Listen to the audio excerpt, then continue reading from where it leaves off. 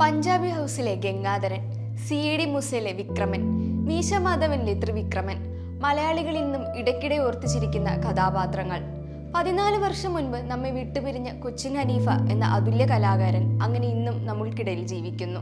ഒരു അഭിനേതാവിന്റെ ഏറ്റവും വലിയ അനുഗ്രഹം ജീവിച്ചിരിപ്പില്ലെങ്കിലും കഥാപാത്രങ്ങളിലൂടെ ജീവിക്കാനുള്ള അവസരമാണ്.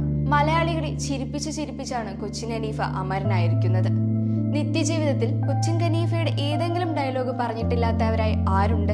ഹനീഫ ചെയ്ത കോമഡി ഡയലോഗുകളും സീനുകളും അതേ എനർജിയോടുകൂടി ഡെലിവർ ചെയ്യാൻ പറ്റുന്ന വേറൊരു നടൻ ഇല്ലെന്ന് തന്നെ പറയാം. ഹാസ്യ നടനായി മാത്രമല്ല, വില്ലൻ, സംവിധായകൻ, അങ്ങനെ ഹനീഫ തിളങ്ങിയ റോളുകൾ വേറെയുമുണ്ട്. നിരൂപക പ്രശംസയും ബോക്സ് ഓഫീസ് വിജയവും നേടിയ വാത്സല്യം, ഭീഷ്മാചാര്യ, ആൺകിളികളുടെ താരാട്ട്, വീണമീട്ടിയ വിങ്ങലുകൾ, ഒരു സന്ദേശം കൂടി, ഒരു സുന്ദരിപ്പൊട്ടിന്റെ ഓർമ്മയ്ക്ക്, 3 മാസങ്ങൾക്ക് മുൻപ് തുടങ്ങിയ മലയാള ചിത്രങ്ങൾ സംവിധാനം ചെയ്തു.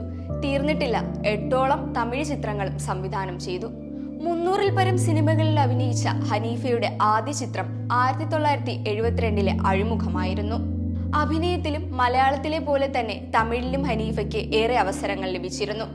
ശങ്കറിനെ പോലെയുള്ള ഡയറക്ടേഴ്സിന്റെ കൂടെ നിരവധി ചിത്രങ്ങൾ തമിഴിൽ ചെയ്തിട്ടുണ്ട്.